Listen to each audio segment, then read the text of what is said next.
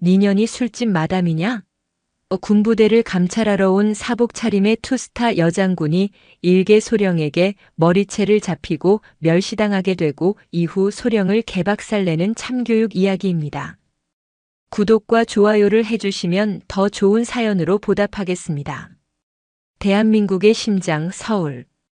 그 중에서도 국가안보의 최후 보루라 불리는 수도방 위사령부의 공기는 늘 팽팽한 긴장감으로 가득했다. 관악산의 늠름한 정기가 부대 전체를 감싸고 있었지만 그 맑은 정기 아래에는 누구도 쉽사리 건드리지 못하는 견고한 관성과 보이지 않는 부패의 그림자가 조금씩 번져나가고 있었다. 이른 아침의 차가운 공기가 아직 채 가시지 않은 시각, 사령부 정문 위병소의 분위기는 유독 싸늘했다. 위병소 근무를 총괄하는 이는 육군 소령 백두산이었다. 이름처럼 거대한 덩치와 우렁찬 목소리, 그리고 그 무엇보다 자신의 지위와 권력에 대한 확신으로 가득 찬 사내였다. 그는 갓 전입 온 신병의 전투와 끈이 조금 풀어진 것을 보고는 온 위병소가 떠나가라 고함을 지르며 인격 모독에 가까운 폭언을 쏟아내고 있었다. 이 새끼가 군기가 빠져도 단단히 빠졌네. 여기가 니네 집 안방이야? 전투와 끈 하나 제대로 못 매는 새끼가 총은 어떻게 쏠래? 당장 대가리 박아. 겁에 질린 신병이 다급하게 머리를 바닥에 박자 백두산은 만족스러운 듯 헛기침을 하며 위병소 의자에 거만하게 몸을 기댔다. 그에게 군대는 곧 계급이었고 질서는 곧 복종이었다. 자신의 말 한마디에 부대원들이 벌벌 떠는 모습에서 그는 살아있음을 느꼈다. 특히 사병들 앞에서는 하늘이었고 부사관들 앞에서는 신이나 다름없었다. 영관급 장교가 직접 위병소 근무를 감독하는 경우는 드물었지만 그는 솔선수범이라는 명분 아래 자신의 권위를 과시하는 이 시간을 즐기고 있었다. 바로 그때였다. 요란한 엔진 소리 하나 없이 검은색 세단 한 대가 소리 없이 위병소 앞으로 미끄러져 들어왔다. 국산 최고급 세단이었지만 흔한 군 고위 간부의 성판별 번호판이나 관용차 표식은 어디에도 없었다. 그저 잘 관리된 민간 차량일 뿐이었다. 백두산의 미간이 순간 찌푸려졌다. 이른 아침부터 면회객일 리는 없고 필시 어딘가 어수룩한 초임 간부나 군무원이겠거니 짐작했다. 차 문이 열리고 한 여인이 내렸다. 그 순간 위병소 주변의 모든 소음이 거짓말처럼 멎었다. 여인은 몸에 딱 붙는 검은색 정장 바지에 흰색 실크 블라우스를 입고 어깨에는 값비싸 보이는 트렌치 코트를 걸치고 있었다. 화장기 없는 얼굴이었지만 날카로운 눈매와 오뚝한 콧날, 굳게 담은 입술은 그 자체로 서늘한 권위를 뿜어내고 있었다. 40을 훌쩍 넘긴 나이로 보였지만 군살 하나 없는 몸매와 꼬돛한 자세는 나이를 무색하게 만들었다. 그녀의 손에는 작은 서류 가방 하나만 들려 있었다. 백두산은 순간 침을 꿀꺽 삼켰다. 군부대에서는 좀처럼 보기 힘든 세련되고 화려한 아름다움이었다. 하지만 이내 그의 입가에는 경멸적인 미소가 번졌다. 어디서 굴러먹던 년인지는 몰라도 군대가 어떤 곳인지 제대로 보여줘야겠군. 그는 여자가 군인, 특히 여군을 바라보는 자신의 뿌리 깊은 편견과 멸시를 숨기지 않았다. 어이 거기. 백두산이 턱짓으로 여인을 불렀다. 여인은 아무 말 없이 그에게 다가왔다. 그녀의 걸음걸이는 조용했지만 한 걸음 한 걸음에 조금의 망설임도 없었다. 마치 이곳 지리를 훤히 꿰뚫고 있는 사람처럼. 신분증. 방문 목적은? 백두산은 일부러 반말을 내뱉으며 상대를 하대했다. 여인은 눈 하나 깜빡하지 않고 서류 가방에서 얇은 문서를 꺼내 내밀었다. 국방부 감찰실이라는 글자가 붉은 직인과 함께 선명하게 찍혀 있었다. 국방부 감찰실 소속 강하늘입니다. 수도방위 사령부 정기 감찰건으로 방문했습니다. 여인의 목소리는 낮고 차분했지만 묘한 힘이 실려 있었다. 하지만 백두산의 귀에는 그저 가소로운 소리로 들릴 뿐이었다. 그는 문서를 제대로 읽지도 않고 코웃음을 쳤다. 감찰? 이 아침에? 예고도 없이? 아가씨, 지금 장난해? 여기가 어디라고 사기를 쳐? 그의 눈이 위아래로 여인을 훑었다. 머리부터 발끝까지 노골적인 시선에는 경멸과 음흉함이 뒤섞여 있었다. 옷차림하고는 감찰 나온다는 사람이 아니라 어디 룸살롱 나가는 마담 같은데. 요즘은 군대 사칭하면 어떻게 되는지 몰라. 주변의 병사들이 숨을 죽였다. 백두산 소령의 막가파식 성격은 익히 알고 있었지만 민간인, 그것도 여자에게 대놓고 저런 막말을 퍼붓는 모습은 차마 보기 힘들었다. 그러나 누구 하나 감히 그를 말리지 못했다. 강하늘. 국군 창설 이래 최초의 여성 감찰실장이자 비육사 출신으로 가장 높은 자리에 오른 전설적인 인물. 현 계급 소장. 그녀의 이름 앞에는 늘 최초라는 수식어가 따라붙었지만 그 이면에는 유리천장을 깨기 위한 상상조차 할 수 없는 사투와 고통이 있었다. 그리고 그녀는 지금 자신의 눈앞에서 벌어지고 있는 이 광경이 대한민국 군대의 가장 깊고 썩은 환부 중 하나임을 직감했다.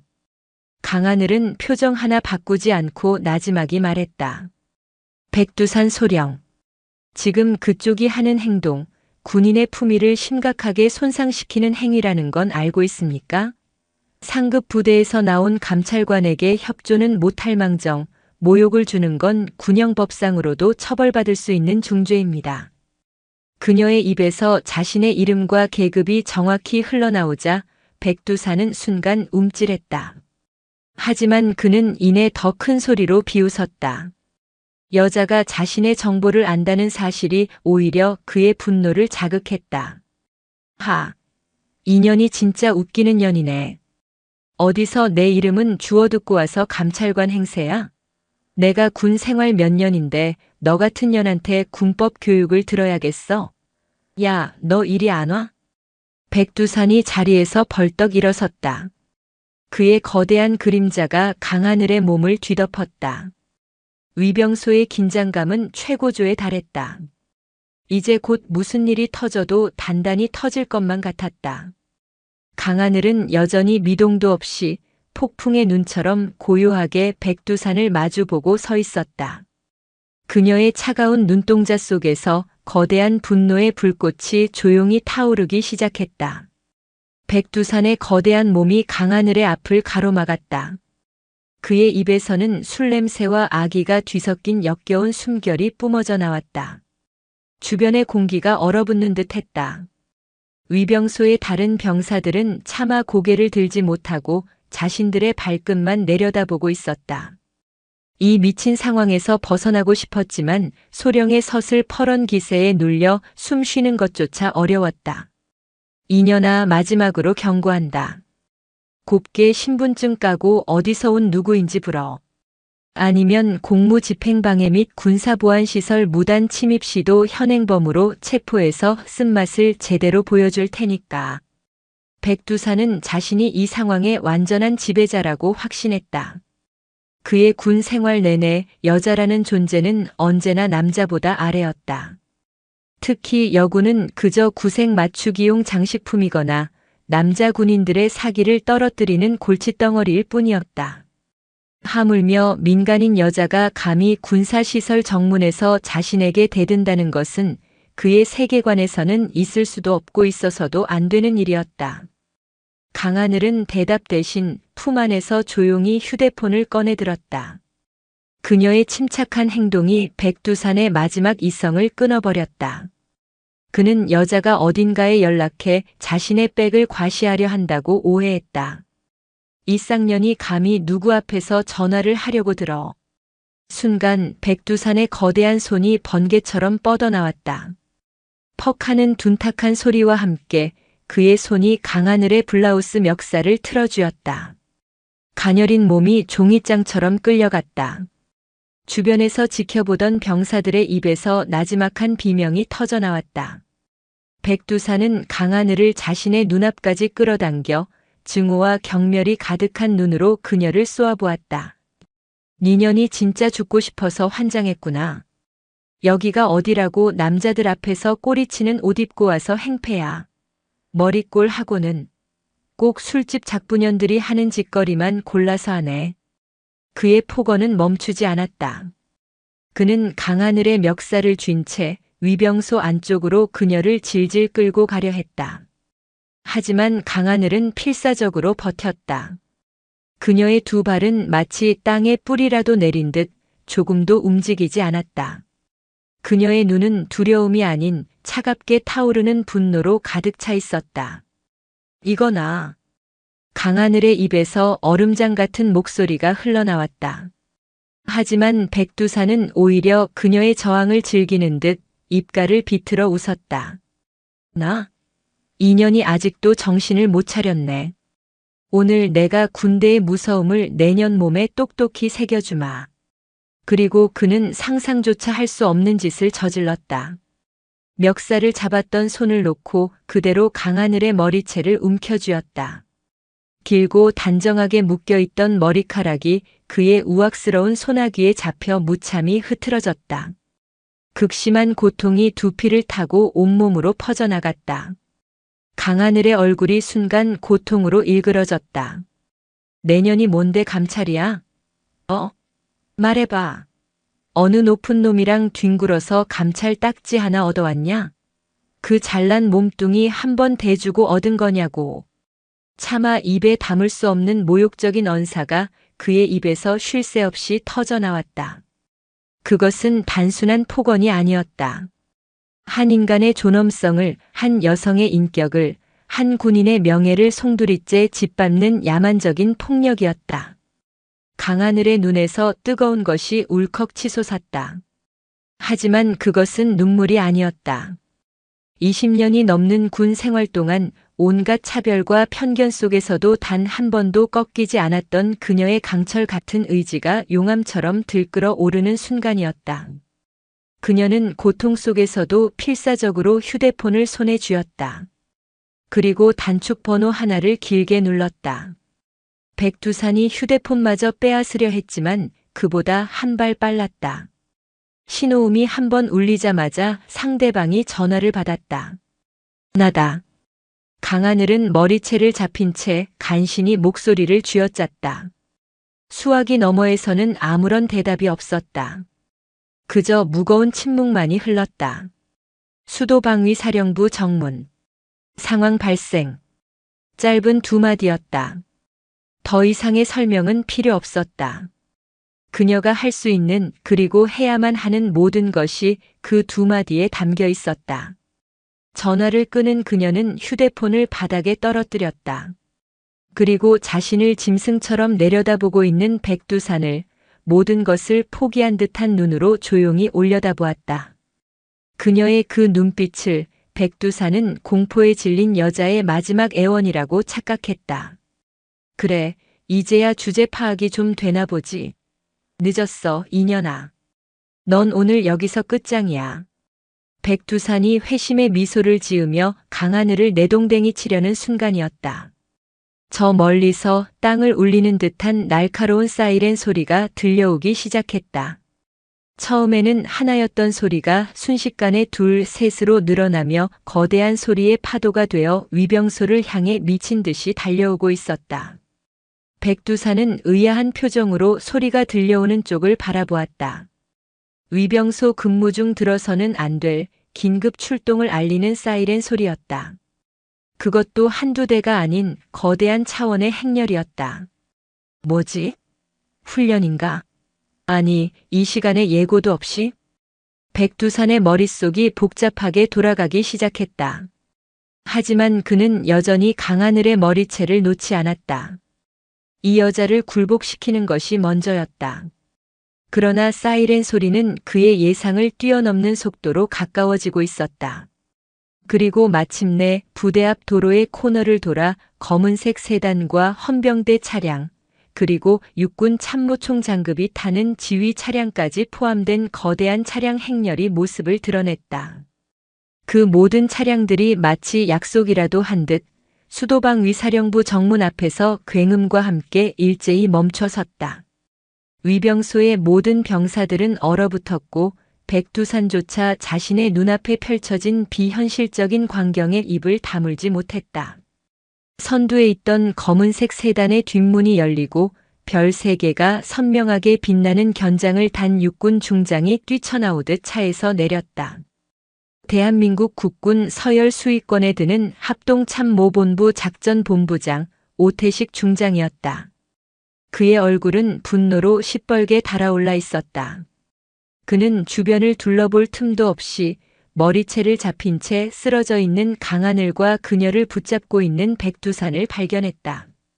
오태식 중장의 눈이 순식간에 살기로 가득 찼다. 그는 지축을 울리는 듯한 고함과 함께 백두산을 향해 달려왔다.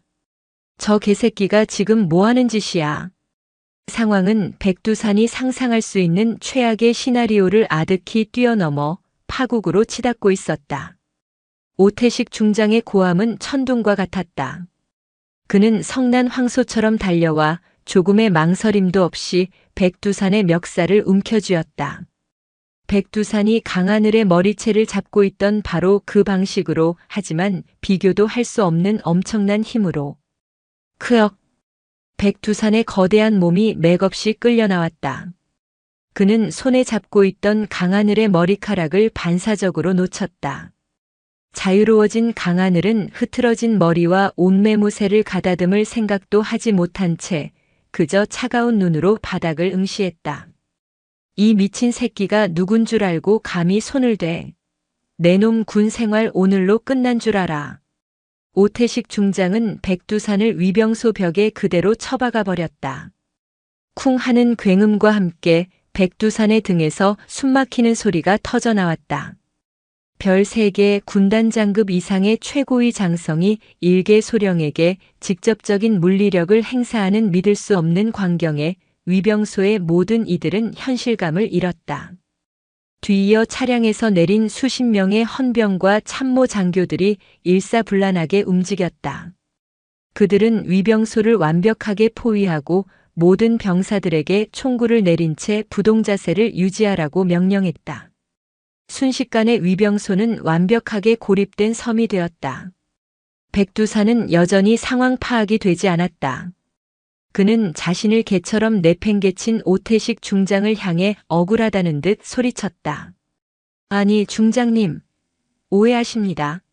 이 여자가 감찰관을 사칭하며 부대에 무단으로 침입하려 했습니다. 저는 제 임무에 충실했을 뿐입니다.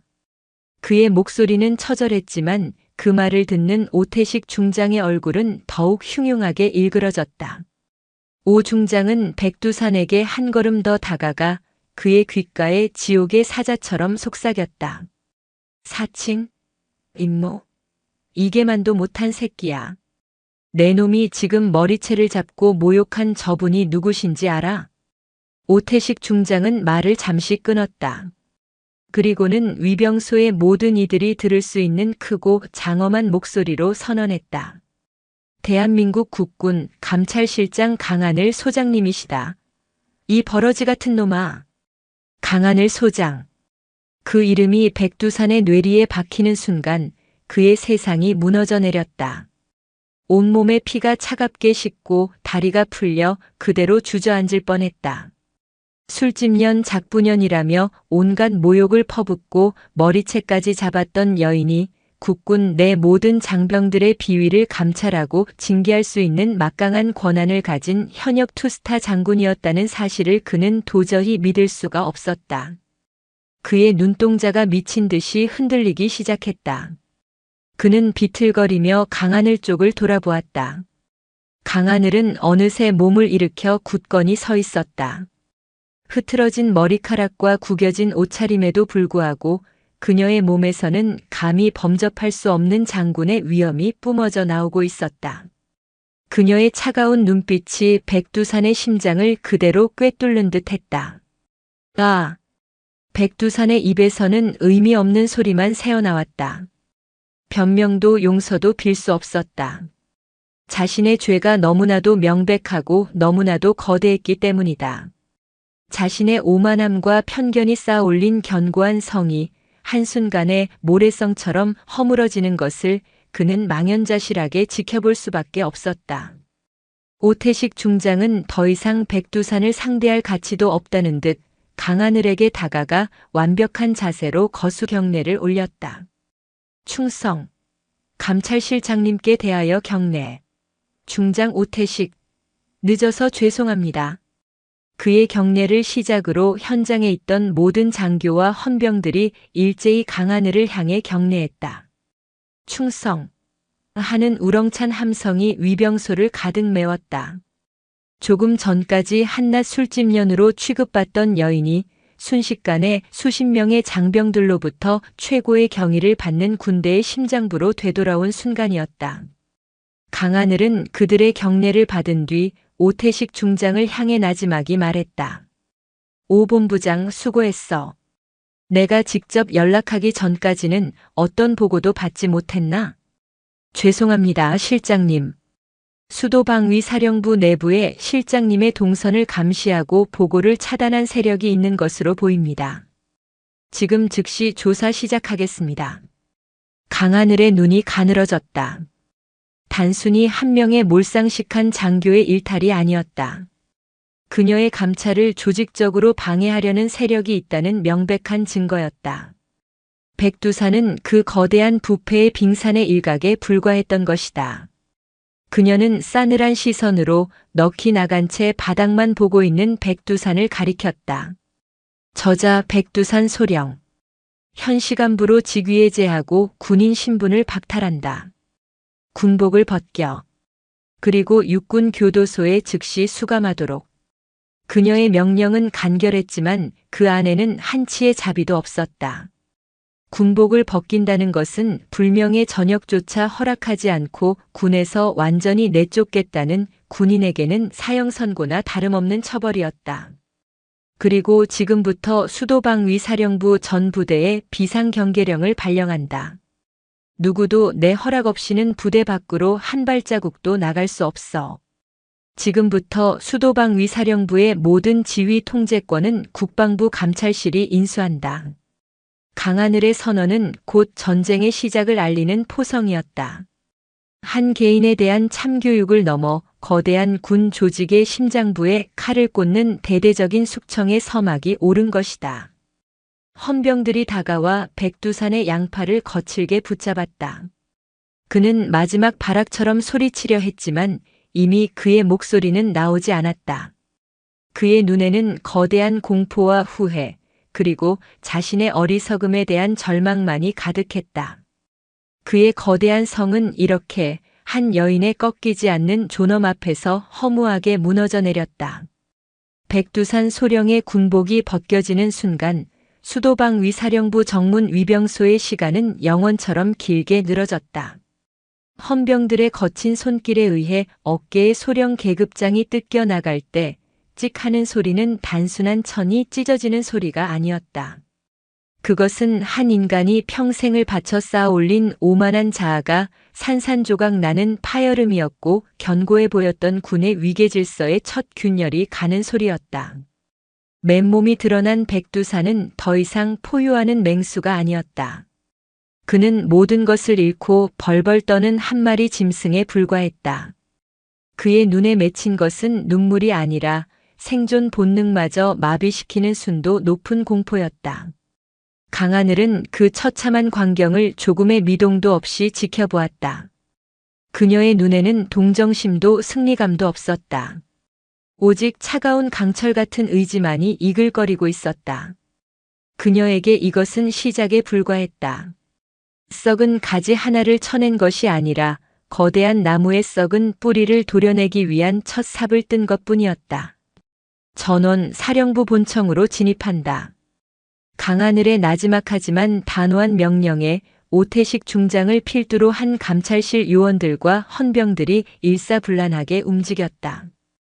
그녀는 마치 개선장군처럼 그러나 요란한 팡파르 없이 고요한 위엄을 두른 채 사령부의 심장부를 향해 걸음을 옮겼다. 그녀의 구두굽이 아스팔트에 부딪히는 소리가 아침의 정적을 깨고 사령부 전체에 불길한 전조처럼 울려 퍼졌다. 그 시각 수도방위 사령부 본청은 그야말로 벌집을 쑤신 듯한 혼란에 빠져 있었다. 정문에서 벌어진 소동은 이미 유무선 통신망을 타고 빛의 속도로 퍼져나간 뒤였다. 국방부 직속 감찰실장이, 그것도 현역 여군 소장이 합동참모본부 작전본부장을 대동하고 나타나 위병소 소령을 그 자리에서 군복을 벗겨 연행했다는 소식은 그 자체로 충격과 공포였다. 사령부의 모든 장교들은 하던 일을 멈추고 창밖을 살피거나 335 모여 흉흉한 소문의 진위를 파악하느라 여념이 없었다. 그들의 얼굴에는 불안과 호기심 그리고 정체를 알 수 없는 위협에 대한 원초적인 두려움이 뒤섞여 있었다. 특히 비리라는 단어에 양심이 조금이라도 찔리는 이들은 마치 사형 선고를 기다리는 죄수처럼 얼굴이 새하얗게 질려갔다. 이 거대한 혼란의 정점에는 수도방위 사령관, 육군 대장 이철규가 있었다. 대한민국 군 서열에서 손꼽히는 실세이자 호랑이 같은 성품과 막강한 권위로 관악산의 제왕이라 불리는 사내.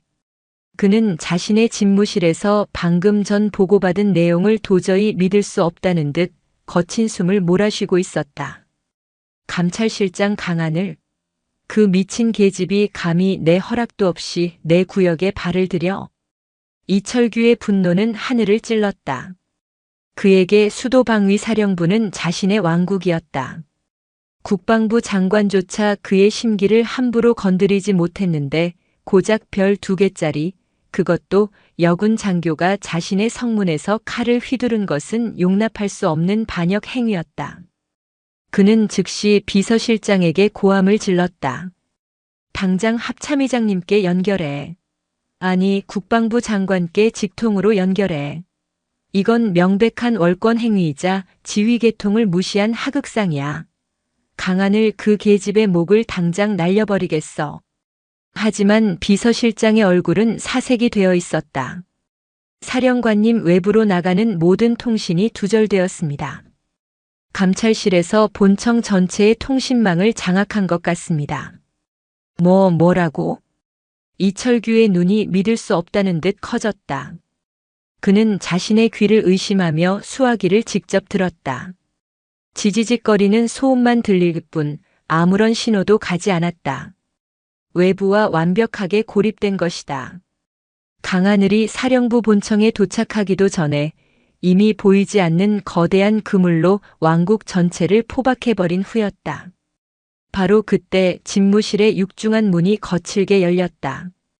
비서실장의 만류도 뿌리치고 강하늘이 한치의 망설임 없이 안으로 들어섰다.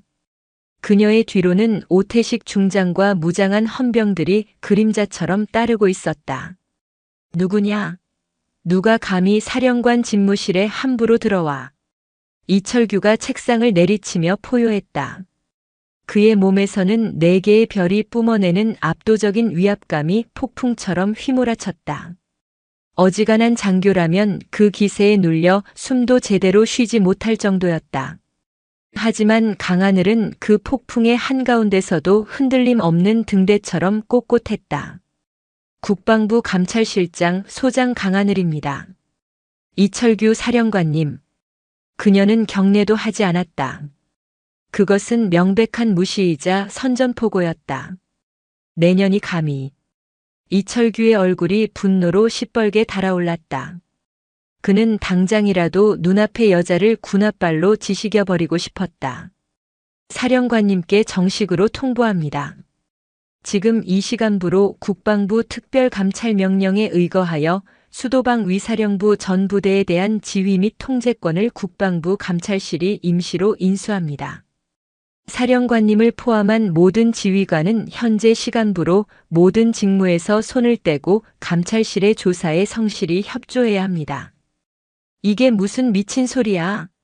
내년이 뭔데 내 지휘권을 뺏어. 이건 쿠데타야. 쿠데타가 아닙니다, 사령관님.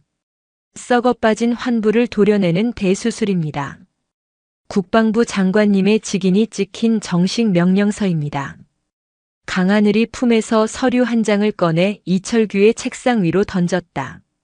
거기에는 특명 수도방 위사령부 내 불법 행위 및 지휘 책임에 관한 특별 감찰이라는 제목 아래 이 모든 상황을 가능케 하는 국방부 장관의 서슬 퍼런지긴이 선명하게 찍혀 있었다.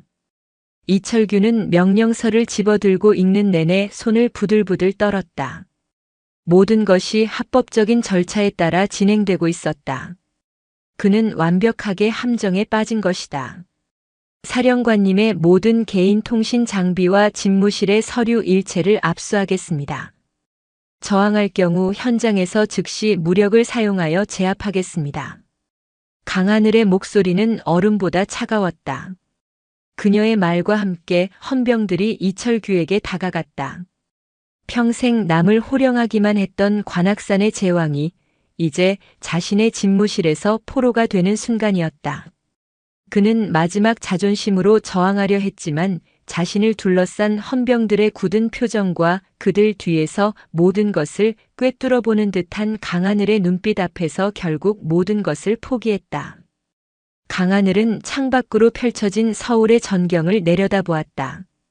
저 거대한 도시를 지키는 방패가 되어야 할 수도방 위사령부가 사실은 일부 부패한 권력자들의 사리사욕을 채우는 더러운 소굴이 되어 있었다.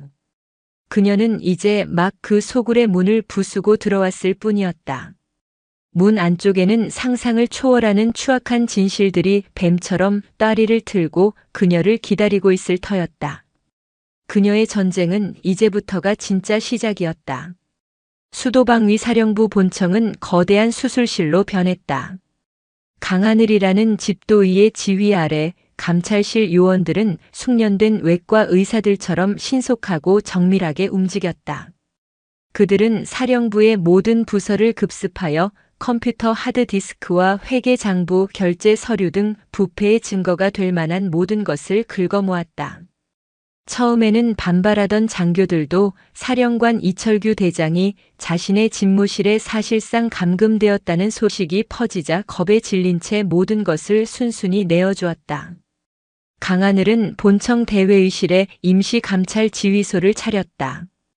거대한 회의 테이블 위에는 압수된 서류들이 산더미처럼 쌓여갔고 수십 대의 노트북에서는 압수된 하드디스크의 데이터를 분석하는 작업이 쉴 새 없이 이루어졌다. 지휘소의 공기는 숨막히는 긴장감으로 가득했다. 그곳은 더 이상 군사작전을 논하는 회의실이 아니라 거대한 범죄 조직의 실체를 파헤치는 전쟁 상황실이었다. 실장님 찾았습니다.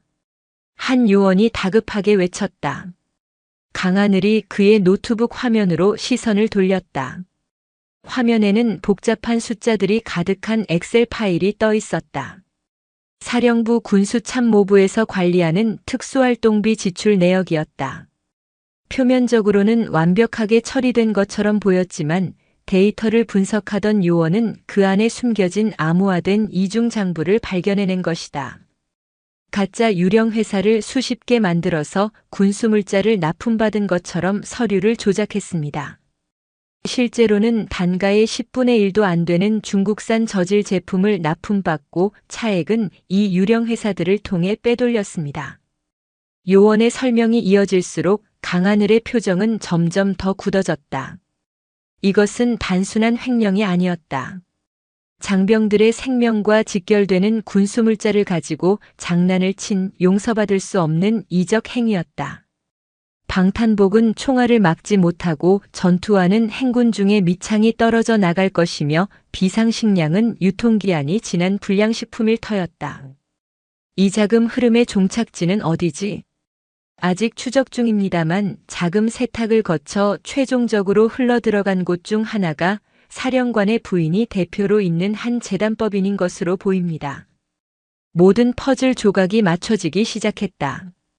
이철규 대장은 자신의 아내를 내세워 재단을 설립하고 군수 비리를 통해 빼돌린 막대한 자금을 기부금 형식으로 세탁해왔던 것이다. 관악산의 제왕은 사실 부하들의 피를 빨아먹고 사는 탐욕스러운 흡혈귀에 불과했다. 강하늘은 즉시 명령을 내렸다. 군수참모부장 박성준 대령. 지금 당장 연행해와. 그리고 이철규 사령관 부인에 대한 출국 금지 조치를 요청하고 재단 사무실에 대한 압수수색 영장을 즉시 집행하도록.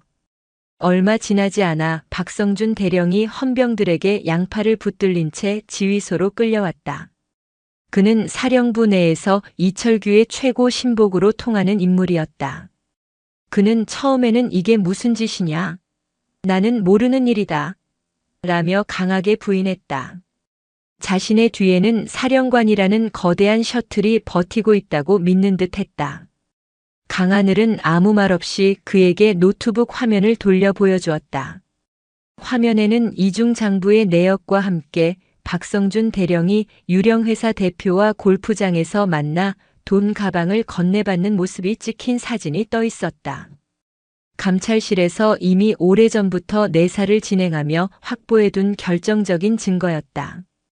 사진을 본 박성준 대령의 얼굴에서 핏기가 사라졌다.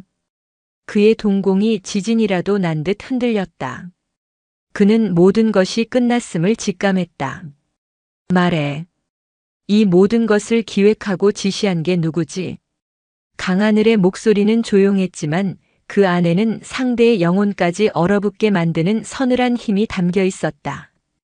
박성준은 입술을 달싹였지만 차마 사령관의 이름을 입에 올리지 못했다. 배신에 대한 두려움과 마지막 남은 충성심 사이에서 갈등하는 모습이었다. 강하늘은 그의 나약한 저항을 비웃으며 마지막 카드를 꺼내들었다. 박성준 대령, 자네 아들이 육군사관학교 4학년이라고 들었는데 맞나? 아주 우수한 생도라고 하더군. 아버지를 자랑스러워하겠어. 그 말은 비수처럼 박성준의 심장에 꽂혔다. 자신의 죄가 아들의 미래까지 망가뜨릴 수 있다는 공포가 그의 모든 것을 마비시켰다. 자네가 지금 입을 다물면 자네는 이 모든 범죄의 주범이 되는 거야. 군수 비리, 이적 행위 아마 종신형을 면치 못하겠지. 자랑스러운 아버지는커녕 아들 인생에 평생 지워지지 않을 족쇄를 채우게 될걸. 하지만 지금이라도 진실을 말하고 수사에 협조한다면 정상 참작의 여지는 있겠지. 선택은 자네 몫이야. 강하늘의 말은 악마의 속삭임처럼 달콤하고 사형 집행인의 선고처럼 잔인했다. 결국 박성준 대령은 무너져 내렸다. 그는 테이블 위로 고개를 떨구고 어린아이처럼 흐느끼기 시작했다. 그리고 그의 입에서 지난 수년간 수도방위 사령부라는 거대한 성 안에서 벌어졌던 추악한 진실들이 실타래처럼 풀려나오기 시작했다. 사령관님께서 이철규 사령관님께서 모든 것을 지시하셨습니다. 그의 자백은 부패한 왕국의 붕괴를 알리는 신호탄이었다. 강하늘은 그의 진술을 조용히 들으며 자신의 칼날이 드디어 이 거대한 부패의 심장, 썩어빠진 뿌리의 가장 깊은 곳을 향하고 있음을 직감했다. 이제 남은 것은 거짓된 왕의 목을 치는 일뿐이었다. 수도방위 사령관 집무실의 공기는 차갑게 내려앉아 있었다. 한때 절대 권력의 상징이었던 그 공간은 이제 곧 다가올 심판을 기다리는 초라한 감옥과 다를 바 없었다. 이철규 대장은 창가에 서서 자신이 평생을 바쳐 지배해온 부대의 전경을 무표정하게 내려다보고 있었다. 하지만 그의 속은 1000개의 화산이 동시에 폭발하는 것처럼 들끓고 있었다. 분노, 굴욕, 배신감, 그리고 아주 희미한 두려움이 뒤섞여 그의 이성을 좀먹고 있었다. 감히 강하늘, 그 계집 하나 때문에. 그는 아직도 현실을 받아들일 수 없었다. 수십 년간 쌓아올린 자신의 철옹성이 고작 별 2개짜리 여군 장교의 등장으로 하루아침에 무너져 내리고 있다는 사실을 인정하고 싶지 않았다. 그는 이것이 자신을 시기하는 정치 세력의 음모일 것이라고, 강하늘은 그저 이용당하는 장기 말에 불과할 것이라고 애써 스스로를 위안했다. 그때 집무실 문이 열리고 강하늘이 들어왔다. 이번에는 오태식 중장이나 헌병도 대동하지 않은 오직 그녀 혼자였다. 마치 사형 집행 전 죄수에게 마지막 말을 건네러 온 사제처럼 그녀의 표정은 고요하고 엄숙했다. 이철규는 천천히 몸을 돌려 그녀를 마주했다. 그의 눈에는 마지막 남은 왕의 존엄과 경멸이 가득했다. 이제 만족하나? 내 왕국에 흑발로 들어와서 이만큼이나 휘저었으니 속이 시원한가? 그는 여전히 그녀를 자신보다 아래로 보고 있었다. 하지만 강하늘은 그의 오만한 도발에 전혀 흔들리지 않았다. 그녀는 들고 온 태블릿 PC를 이철규 앞에 테이블에 조용히 내려놓았다.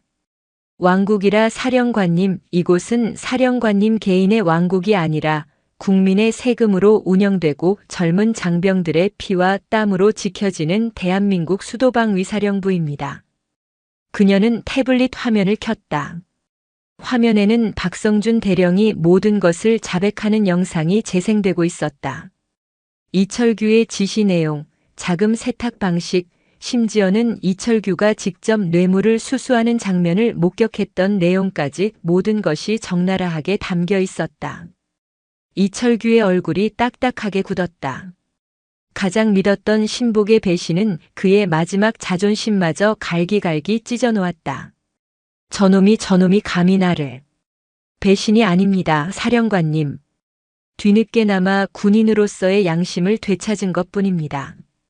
사령관님께서 저버린 바로 그 양심을 말입니다. 강하늘은 영상을 끄고 다른 파일들을 화면에 띄웠다. 불량 방탄복의 성능 실험 결과 유통기한이 지난 전투 식량을 먹고 식중독에 걸린 병사들의 진료 기록, 부실공사로 균열이 간 막사의 사진들. 사령관의 탐욕이 만들어낸 참혹한 결과물들이 파노라마처럼 펼쳐졌다. 당신이 당신의 아내와 명품으로 치장하고 해외여행을 다니는 동안 당신의 아들 같은 부하들은 목숨을 담보로 총알도 막지 못하는 방탄복을 입고 훈련을 받았습니다. 이것이 당신이 말하는 왕이 다스리는 방식입니까? 강하늘의 목소리는 점차 날카로워졌다. 그녀의 목소리에는 단순히 감찰관으로서의 분노가 아닌 이 땅의 모든 군인과 그 가족들을 대신하는 듯한 깊은 슬픔과 회한이 담겨 있었다. 이철규는 더 이상 반박할 말을 찾지 못했다. 모든 증거가 그의 목을 겨누고 있었다. 그는 최후의 발악처럼 자신의 권력과 인맥을 과시하려 했다. 내년이 이걸로 내가 끝날 것 같나? 청와대에도 국회에도 내 사람들이 있어. 이 사건은 결국 정치적인 문제로 비화될 것이고 너 같은 년은 그저 이용만 당하다가 꼬리 자르기 당할 뿐이야.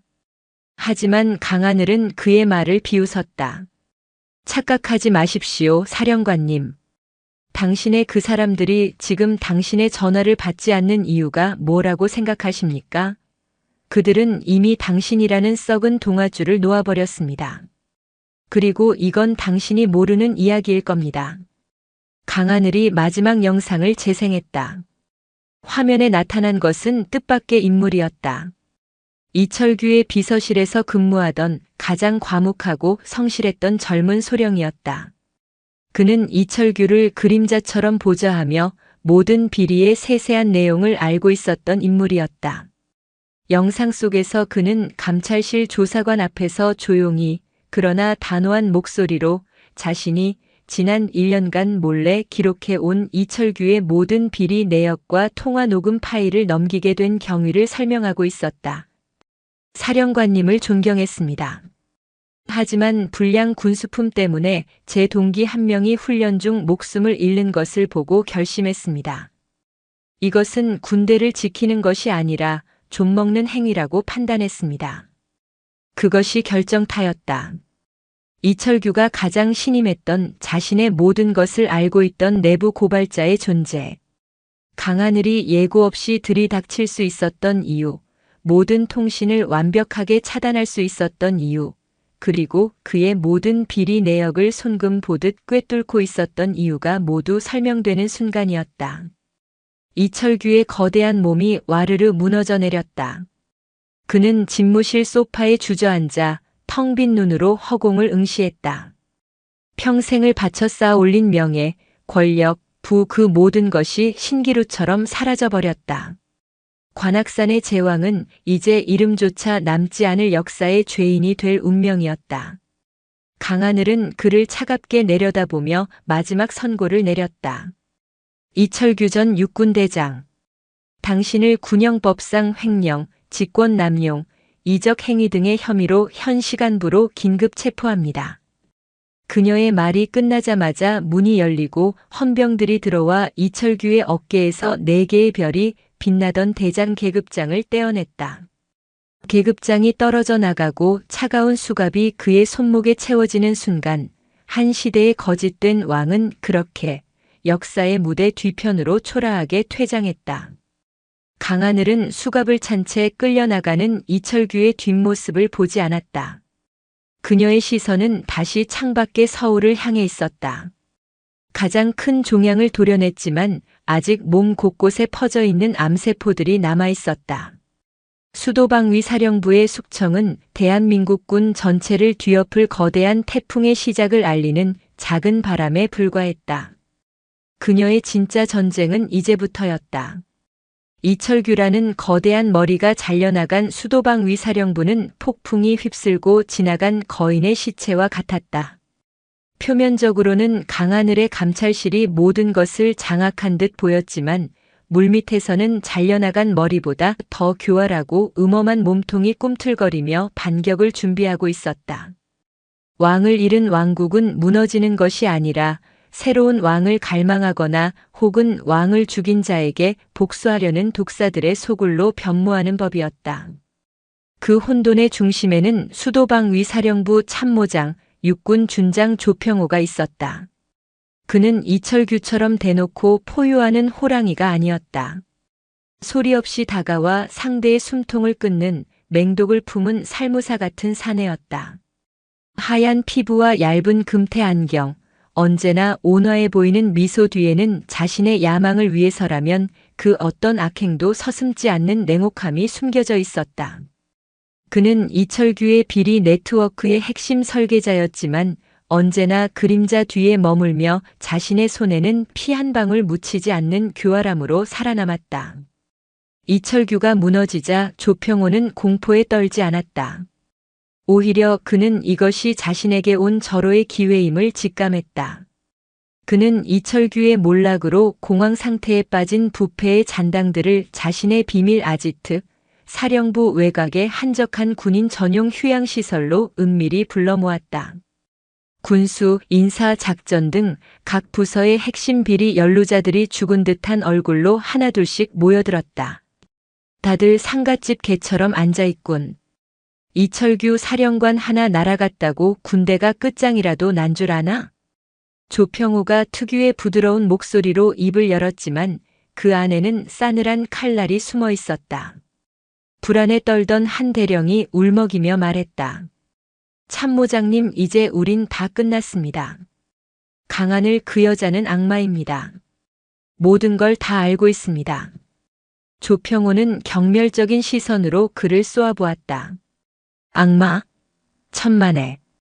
그 여자는 그저 원칙밖에 모르는 이상주의자에 불과해.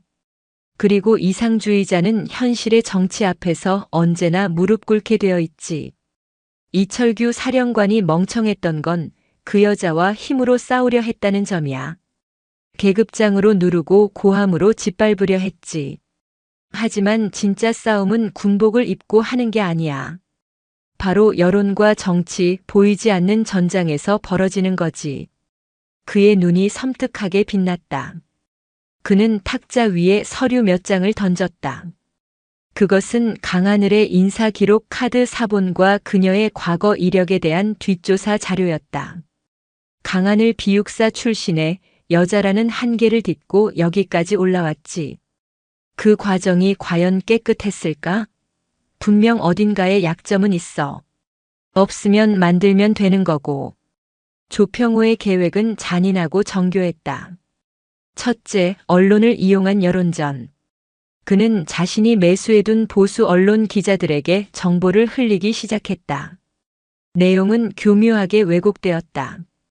출세를 위해 군 내부 갈등을 조장하는 야심 많은 여장군, 적법한 절차를 무시한 무리한 감찰로 수도 서울의 안보 공백, 초래, 군 지휘 체계를 뒤흔드는 하극상 등 자극적인 제목의 기사들이 익명의 군 관계자 발언을 인용해 인터넷을 뒤덮기 시작했다.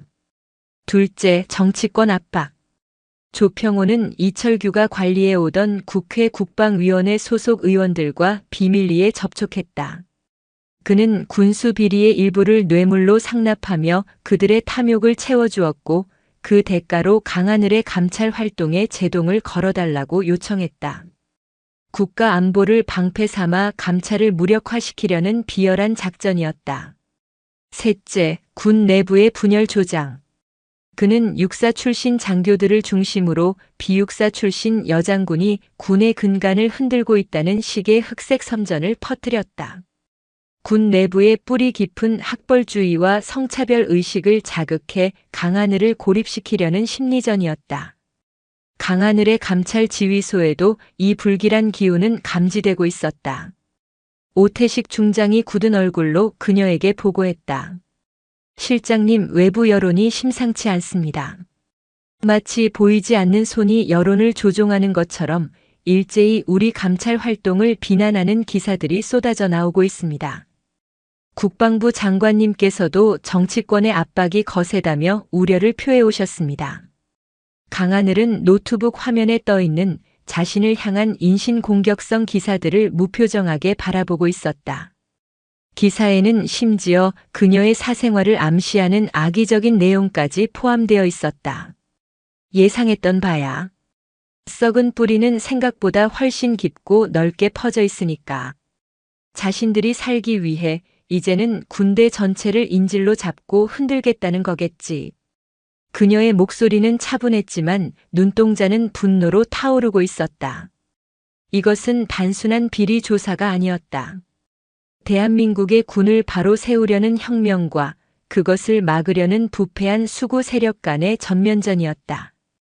바로 그때 지휘소의 문이 열리고 한 젊은 소령이 다급하게 들어왔다. 이철규의 비리를 내부 고발했던 바로 그 양심적인 장교였다. 실장님, 큰일 났습니다. 사령부 내 전산망에서 감찰 관련 기밀 데이터 일부가 외부로 유출된 정황을 포착했습니다. 조평호 준장이 심어놓은 해커가 내부망에 접속한 것 같습니다.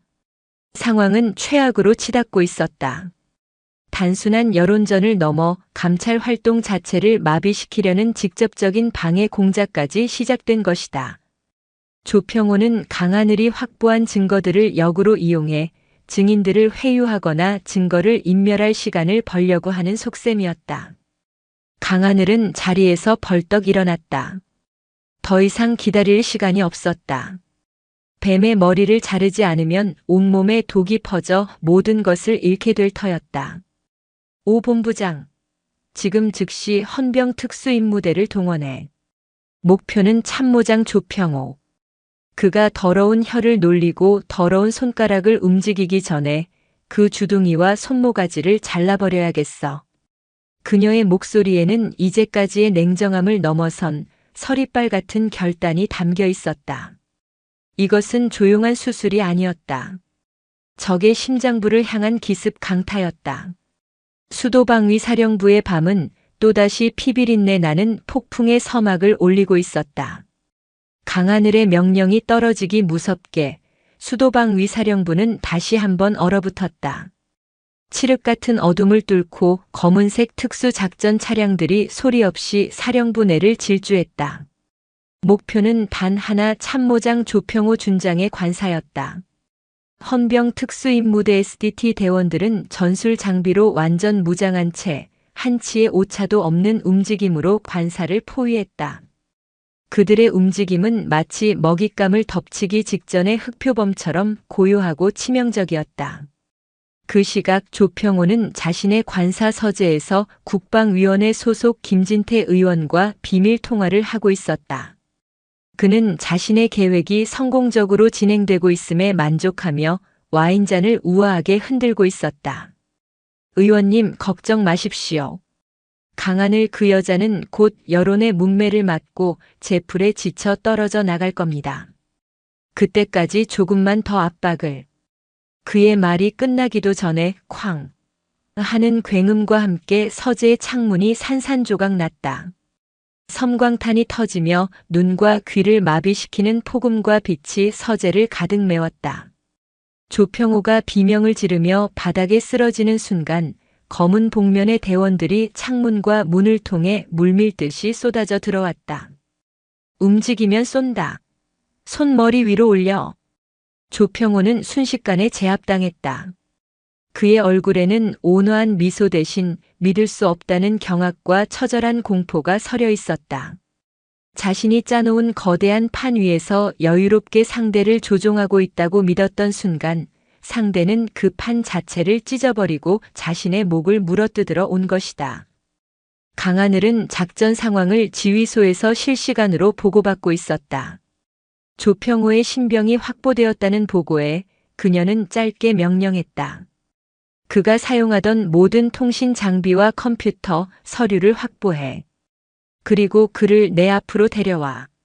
얼마 후 조평호는 군복도 제대로 갖춰 입지 못한 초라한 모습으로 강하늘 앞에 끌려왔다.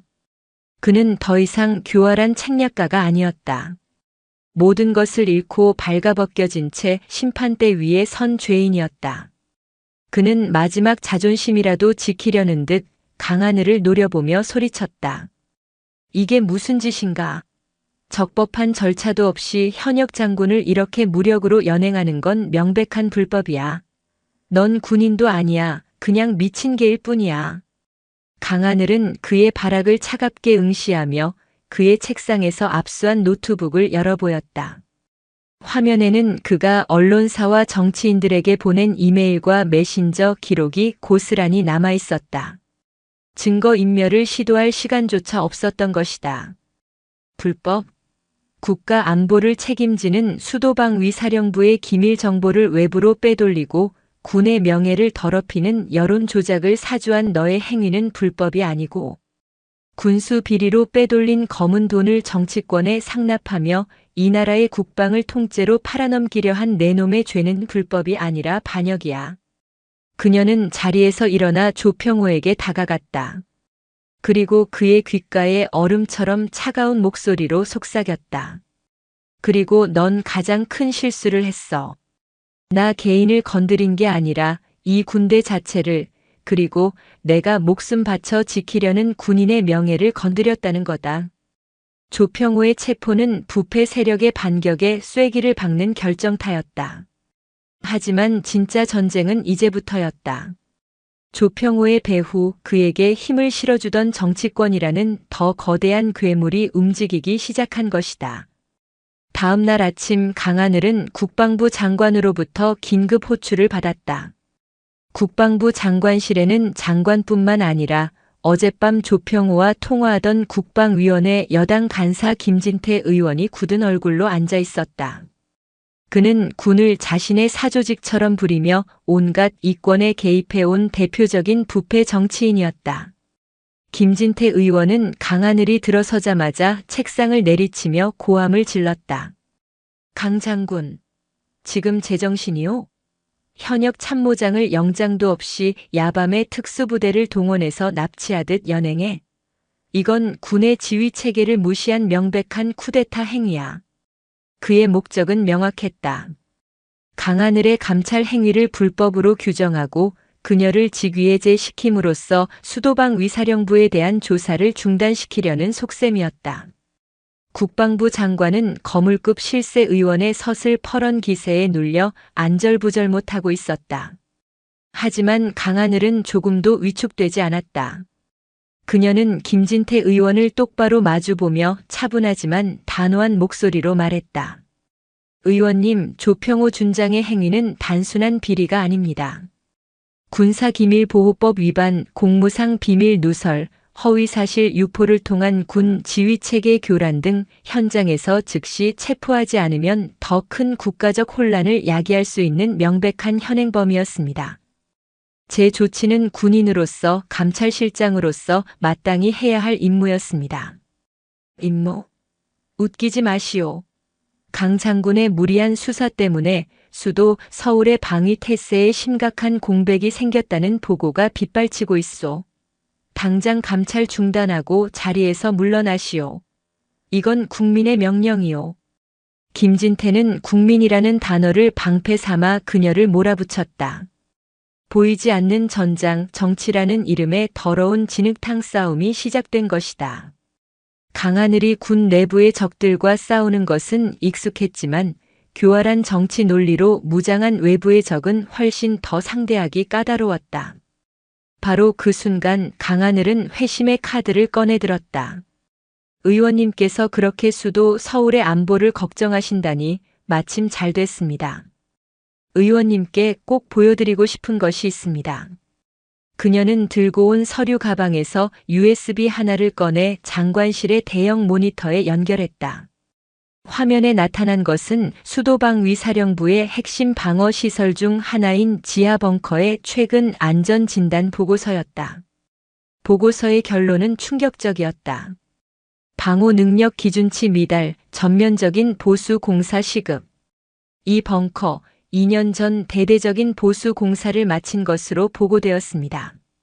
공사업체는 의원님의 동생분이 대표로 있는 건설사였고요. 공사비로 책정된 혈세 수백억 원은 어디로 사라지고 벙커는 포탄 한 발 막아내지 못하는 부실투성이 동굴이 되었을까요?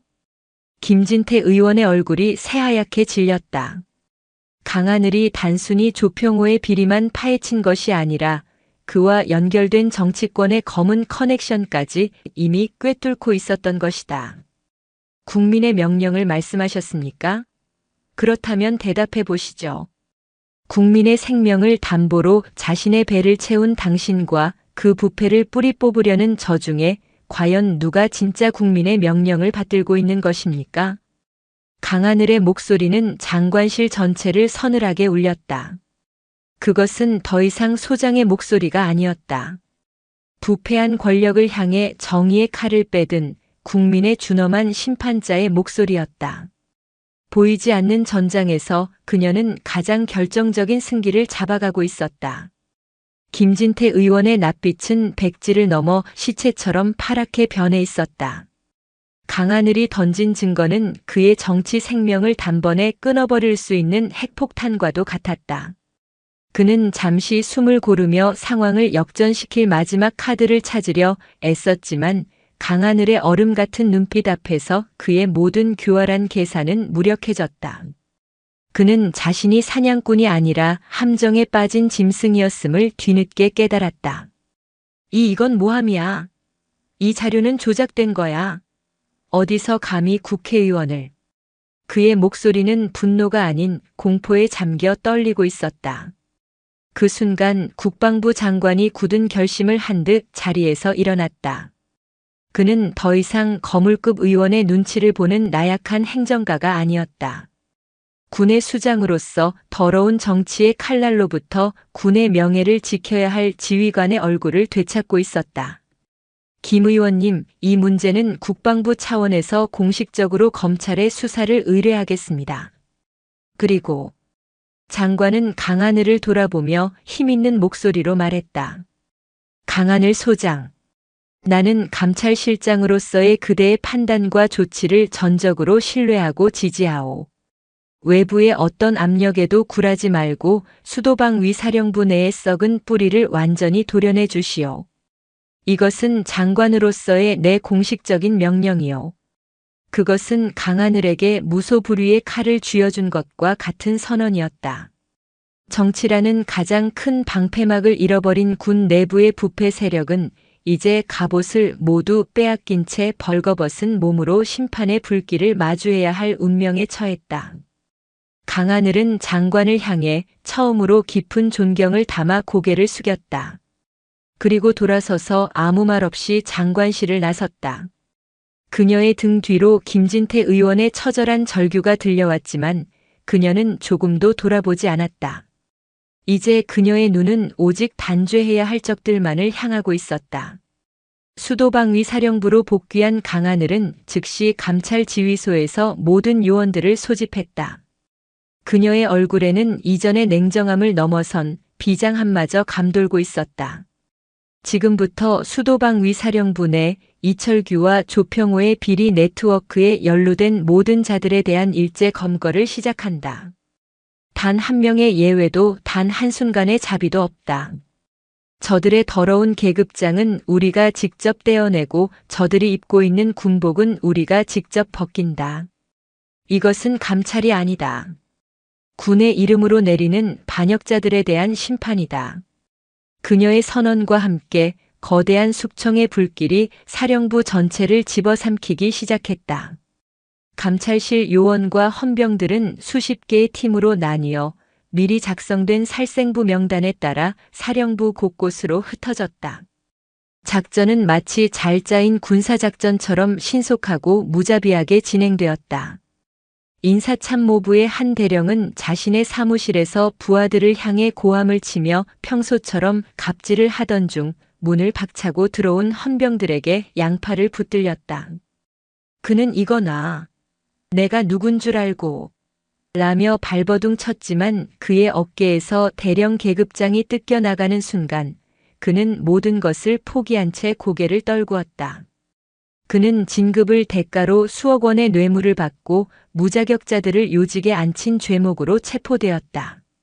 군수지원단의 한 중령은 부대 창고에서 군용 물품을 빼돌려 민간업자에게 넘기던 현장에서 그대로 체포되었다. 그의 차 트렁크에서는 장병들에게 지급되어야 할 신형 전투 식량과 방한용품이 가득 발견되었다.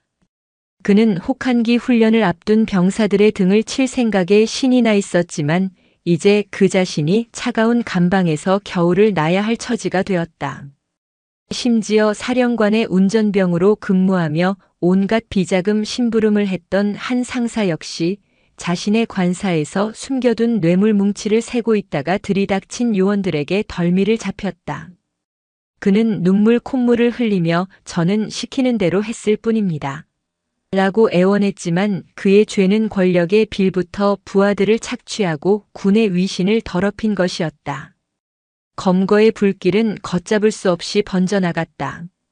대령, 중령, 소령에서부터 부사관까지 지난 몇 년간 사령부 내에서 암세포처럼 퍼져있던 부패의 고리들이 하나둘씩 끊어져 나갔다.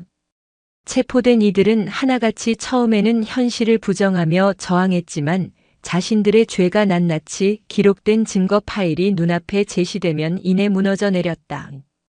이 끔찍하고도 통쾌한 숙청의 광경을 사령부의 대다수를 차지하는 평범한 병사들과 초급 간부들은 숨죽인 채 지켜보고 있었다. 처음에는 그저 거대한 권력 다툼이라고 생각했던 이들이 부패한 간부들이 자신들의 피와 땀을 어떻게 착취해왔는지 그 진실을 알게 되면서 그들의 눈빛은 점차 바뀌어 갔다. 두려움은 분노로, 분노는 이내 희미한 희망으로 변해갔다.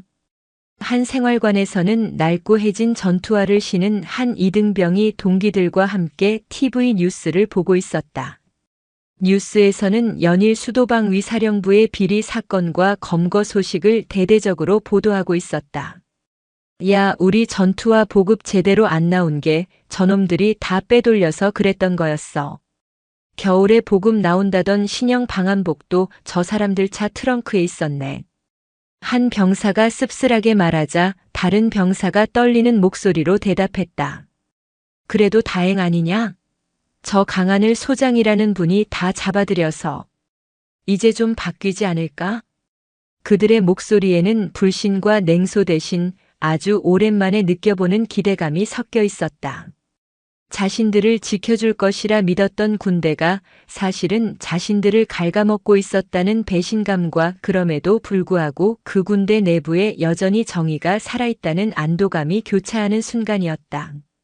심판의 불길이 모든 것을 태운 잿더미 위에서 아주 작은 희망의 씨앗이 싹트고 있었다. 강하늘은 지휘소 창밖으로 어둠이 내린 연병장을 내려다보았다. 수십 명의 죄인들이 포박되었고 거대한 비리 네트워크는 와해되었다. 하지만 그녀의 표정은 여전히 무거웠다. 수도방위 사령부의 정화는 끝이 아니라 시작일 뿐이었다.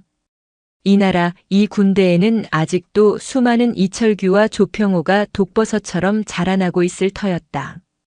그녀의 전쟁은 아직 끝나지 않았다. 심판의 불길이 수도방 위 사령부를 휩쓸고 지나간 자리는 깊은 정적만이 남았다. 수십 명의 장교와 부사관이 군복을 벗고 포승줄에 묶여 나갔고 그들이 앉아있던 자리에는 주인을 잃은 공허함과 차가운 공기만이 감돌았다. 한때는 철옹성 같았던 부패의 네트워크는 뿌리째 뽑혔지만 그 과정에서 드러난 상처와 고름은 사령부 전체에 깊은 트라우마를 남겼다. 병사들은 쉬쉬하며 서로의 눈치만 살폈고 남은 장교들은 누가 다음 숙청의 대상이 될지 모른다는 불안감에 하루하루를 숨죽여 보냈다. 군기는 섰지만 사기는 땅에 떨어졌다. 그것은 죽음과도 같은 침묵이었다. 강하늘은 이 모든 상황을 감찰 지휘소의 창밖으로 말없이 지켜보고 있었다. 그녀의 전쟁은 끝났지만 폐허 위에 새로운 도시를 건설해야 하는 더 어렵고 고독한 과제가 남아 있었다. 단순히 썩은 자들을 처벌하는 것만으로는 군대를 바로 세울 수 없었다. 무너진 신뢰를 회복하고 공포가 아닌 명예로 군인들을 다시 일어서게 만들어야 했다. 그녀는 마지막으로 한 사람을 만나야 했다. 모든 부패의 정점이자 이 거대한 비극의 시작이었던 남자. 전 수도방위사령관 이철규. 군사교도소의 특별 면회실은 어떤 온기도 느껴지지 않는 회색의 공간이었다. 강하늘은 군복이 아닌 검소한 사복 차림으로 수인복을 입은 채 초췌한 모습으로 앉아있는 이철규의 맞은편에 앉았다. 한때 관악산의 제왕이라 불렸던 남자는 이제 모든 것을 잃고 껍데기만 남은 늙은이에 불과했다. 그의 눈에는 분노도 증오도 사라지고 오직 공허한 패배감만이 가득했다. 마지막으로 할 말이라도 하러 온 건가? 승자의 여유인가? 이철규가 쉰 목소리로 먼저 입을 열었다. 그의 목소리에는 더 이상 위압감이 없었다. 강하늘은 고개를 저었다. 궁금해서 왔습니다. 당신은 군인으로서 가질 수 있는 모든 것을 가졌습니다. 최고의 명예, 막강한 권력. 그런데 왜 이런 길을 택했습니까? 무엇이 당신을 괴물로 만들었습니까? 그것은 감찰실장으로서의 질문이 아닌 한 인간, 한 군인으로서의 순수한 질문이었다. 이철규는 잠시 허공을 응시하더니 자조적인 웃음을 터뜨렸다. 괴물이라 처음부터 괴물은 아니었겠지. 나도 처음 임관했을 땐 너처럼 정의감에 불타는 풋내기 소위였다. 하지만 이 군대라는 거대한 조직 안에서 살아남고 더 높은 곳으로 올라가기 위해서는 깨끗한 손만으로는 안 된다는 걸 깨달았지. 정치가 군을 흔들고 예산이 무기의 성능을 결정하는 현실 앞에서 나만의 힘을 가져야만 했다. 내 사람을 심고 내 돈을 만들어야만 내가 꿈꾸는 강한 군대를 만들 수 있다고 믿었다. 그래서 부하들의 방탄복 값을 빼돌려 정치인에게 뇌물을 바치고 장병들의 전투와 살 돈으로 당신 아내의 명품백을 사준 것이 당신이 말하는 강한 군대를 만드는 방식이었습니까? 강하늘의 목소리는 차가웠지만 그 안에는 경멸이 아닌 깊은 연민이 담겨 있었다. 이철규는 그 말에 고개를 떨궜다. 어느 순간부터인가 목적을 잃어버렸다. 힘을 가지는 것 자체가 목적이 되어버렸지. 내가 지켜야 할 것이 국가와 부하들이 아니라 내 자리와 내 왕국이라는 착각 속에 살았다. 너는 나처럼 되지 마라. 그것은 그의 마지막 진심 어린 유언처럼 들렸다. 강하늘은 더 이상 아무 말도 하지 않고 자리에서 일어났다. 거짓된 왕의 최후는 비참했지만 그 또한 한때는 조국을 사랑했던 젊은 군인이었다는 사실이 그녀의 마음을 무겁게 짓눌렀다. 사령부로 돌아온 강하늘은 자신의 마지막 임무를 시작했다. 그녀는 국방부 장관에게 직접 건의하여 수도방위사령관의 후임으로 한 사람을 강력하게 추천했다. 바로 처음부터 그녀의 곁에서 정의를 위해 싸웠던 합동참모본부 작전본부장 오태식 중장이었다. 파격적인 인사였지만 장관은 강하늘의 뜻을 받아들였다. 부패로 얼룩진 수방사에 그 누구보다 강직하고 원칙을 중시하는 지휘관이 필요하다는데 모두가 동의했다. 며칠 후 수도방위사령부 연병장에서는 새로운 사령관의 취임식이 열렸다. 하지만 그날의 주인공은 오태식 신임 사령관이 아니었다. 이임 및 전역 신고를 위해 단상에 오른 강하늘 소장, 그녀가 바로 역사의 중심이었다. 차가운 새벽 공기가 아직 가시지 않은 이른 아침, 사령부의 모든 장병들이 연병장에 도열했다.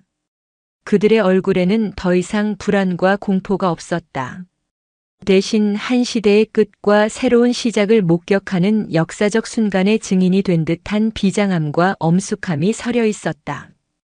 강하늘은 마이크 앞에 섰다.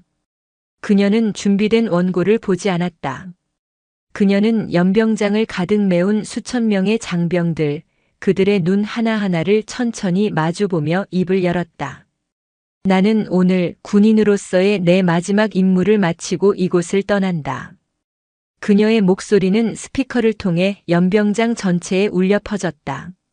지난 몇 주간 우리는 우리 군의 가장 부끄럽고 아픈 모습을 목격했다. 신뢰는 무너졌고 명예는 더럽혀졌다. 누군가는 나에게 이번 감찰이 성공했다고 말하지만 나는 그렇게 생각하지 않는다. 동료 군인을 내 손으로 처벌해야만 했던 이번 사건은 우리 모두의 실패이자 씻을 수 없는 상처다. 장병들 사이에서 나지막한 동요가 일었다. 그녀가 승리를 선언할 것이라 생각했던 모두의 예상을 깬 처절한 자기반성의 목소리였다. 하지만 나는 오늘 이 자리에서 이 잿더미 속에서 희망을 본다. 나는 부패한 지휘관들을 체포하면서 동시에 양심의 목소리에 따라 진실을 고백했던 수많은 젊은 장교와 부사관들을 만났다. 나는 썩은 군수품의 진실을 알려주기 위해 위험을 무릅쓰고 제보해준 이름 모를 병사들의 용기를 보았다. 나는 바로 여러분들에게서 우리 군의 무너지지 않은 진짜 영혼을 보았다. 그녀의 시선이 연병장 가장 끝에 도열한 이등병들에게까지 닿았다. 군인의 진정한 강함은 어디에서 나오는가? 그것은 최신의 무기나 막강한 화력에서 나오지 않는다. 그것은 계급장이나 권력에서 나오는 것도 아니다. 군인의 진짜 힘은 내가 왜 이 자리에 서 있는지를 아는 것에서부터 시작된다. 바로 내 옆에 전우를 지키고 힘없는 국민을 보호하며 이 땅의 정의를 수호하기 위해 기꺼이 나를 희생하겠다는 그 숭고한 헌신, 그 영혼의 품격에서 비롯되는 것이다. 그녀의 목소리에 조금씩 힘이 실리기 시작했다. 나는 여러분에게 명령한다. 앞으로 그 누구도 부당한 명령에 침묵하지 마라. 동료의 고통을 외면하지 마라. 국민 위에 군림하려 하는 그 어떤 권력에도 굴복하지 마라. 여러분 한 사람 한 사람이 군의 명예를 지키는 최후의 보루가 되어야 한다. 여러분의 군화가 이 땅을 딛고 서 있는 한 이 나라의 정의는 결코 죽지 않는다는 것을 증명해 보여라. 그녀의 연설이 끝났을 때 연병장에는 잠시 무거운 침묵이 흘렀다. 그것은 복종의 침묵이 아니었다. 가슴 깊은 곳에서부터 차오르는 뜨거운 울림과 결의에 찬 다짐의 침묵이었다. 그때 누군가 먼저 시작했다. 충성. 한 명의 외침은 이내 수천 명의 함성이 되었다. 충성, 충성, 충성. 그것은 상관에 대한 의례적인 구호가 아니었다. 자신들의 잃어버렸던 명예를 되찾아준 한 군인에 대한 최고의 존경과 감사를 담은 심장에서 터져나오는 포효였다. 연병장을 가득 메운 함성은 관악산의 전기를 타고 하늘로 솟구쳐 올랐다. 강하늘은 그 함성을 뒤로하고 조용히 단상에서 내려왔다. 그녀는 신임 사령관 오태식의 경례를 받은 뒤 그에게 짧게 말했다. 이제 당신의 군대입니다. 부디 아이들을 잘 부탁합니다. 그녀는 더 이상 뒤돌아보지 않았다. 자신의 임무는 이제 끝났음을 직감했다. 그녀가 사령부 정문을 나설 때 위병소에서는 한 젊은 소위가 긴장된 얼굴로 그녀에게 거수경례를 붙였다. 몇 주 전 백두산 소령의 광기 앞에서 공포에 떨면서도 그녀에게 최소한의 예의를 지키려 했던 바로 그 장교였다. 그의 눈빛은 더 이상 두려움에 흔들리지 않았다. 그 안에는 군인으로서의 긍지와 새로운 미래에 대한 희망이 맑게 빛나고 있었다. 강하늘은 그를 향해 가볍게 목례를 하고 자신을 기다리던 검은 세단에 올랐다. 차가 서서히 움직이기 시작했다. 그녀는 창밖으로 멀어지는 수도방위 사령부의 위병소를 바라보았다. 그녀의 손에 들린 것은 아무것도 없었다. 그녀는 더 높은 계급장도 더 큰 권력도 얻지 못했다.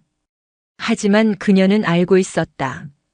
자신이 남긴 진정한 유산은 무너진 건물이나 사라진 계급장이 아니라 바로 저 젊은 장교의 눈빛 속에 연병장을 가득 채웠던 수천 명 장병들의 함성 속에, 그리고 앞으로 이 군대를 이끌어갈 수많은 이들의 가슴 속에 살아 숨쉬게 될 것이라는 사실을. 차가 서울의 복잡한 도로 속으로 섞여 들어갈 때 동쪽 하늘 너머로 장엄한 새벽의 첫 햇살이 비추기 시작했다. 길고 길었던 어둠의 밤이 끝나고 마침내 새로운 아침이 오고 있었다.